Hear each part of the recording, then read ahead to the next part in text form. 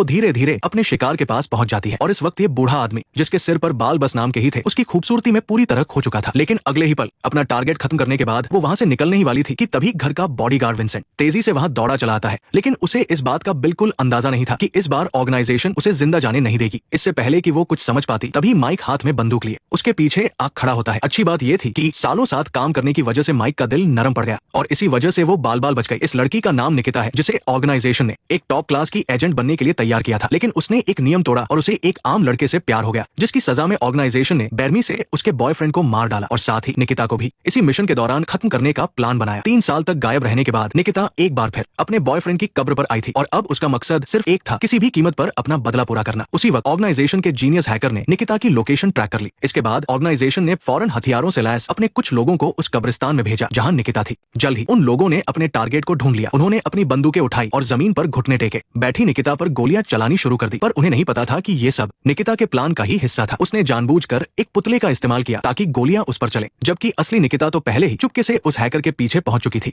उस हैकर को एक खुफिया जगह पर बांध दिया गया। निकिता चाहती थी कि वो ऑर्गेनाइजेशन के नेटवर्क में घुसने में उसकी मदद करे ताकि वो उसे अंदर से तबाह कर सके, क्योंकि अब ऑर्गेनाइजेशन पैसों के लिए पूरी तरह से गलत रास्ते पर जा चुकी थी। लेकिन वो डरपोक हैकर खुद को इस मुसीबत में नहीं डालना चाहता था। हालांकि निकिता को बहुत गुस्सा आया, लेकिन उसे याद था कि कैसे उन्होंने कई सालों तक एक दूसरे के साथ कंधे से कंधा मिलाकर काम किया था। इसलिए नरम दिल निकिता ने आखिर में उसे जाने दिया। उधर ऑर्गेनाइजेशन का बॉस मिशन फेल होने की खबर सुनकर आगा बुला हो गया। वो अच्छी तरह जानता था कि अगर निकिता वापस आई है तो इसका मतलब है कि वो उससे बदला लेने आई है। अब निकिता का होना उसके लिए सबसे बड़ा खतरा था। इसलिए उसने अपने आदमी माइक को ऑर्डर दिया कि वो किसी भी तरह जल्द से जल्द निकिता को खत्म कर दे। और इसी मुश्किल समय में ऑर्गेनाइजेशन को एक और बड़ा काम मिला। उन्हें एक क्लाइंट ने अफ्रीका के एक जनरल को मारने का काम दिया था ताकि वो उनके देश के तेल पर कब्जा कर सके। इसी तरह के गंदे काम करना ही इस ऑर्गेनाइजेशन की खासियत थी। लेकिन उन्हें नहीं पता था कि निकिता को उनके प्लान की खबर फौरन मिल गई। ऐसा इसलिए हुआ क्योंकि 3 साल पहले ही उसने ऑर्गेनाइजेशन के अंदर अपना एक जासूस बिठा दिया था। ये जानकारी मिलते ही निकिता ने फौरन अपनी तैयारी शुरू कर दी। जाहिर है वो ऑर्गेनाइजेशन को ये मिशन पूरा नहीं करने देने वाली थी। सीन अब जनरल के होटल का है। ऑर्गेनाइजेशन का भेजा हुआ किलर वेटर बनकर अपना काम शुरू कर चुका था। उसने मेहमान को पानी बदलने के बहाने चुपके से उसके गिलास में एक केमिकल मिला दिया और जैसा कि होना ही था, बेचारे बॉडीगार्ड को पानी पीते ही कुछ गड़बड़ महसूस हुई और वो फौरन वॉशरूम की तरफ भागा। प्लान के मुताबिक बाकी के किलर्स बाहर का एरिया साफ करने में लग गए।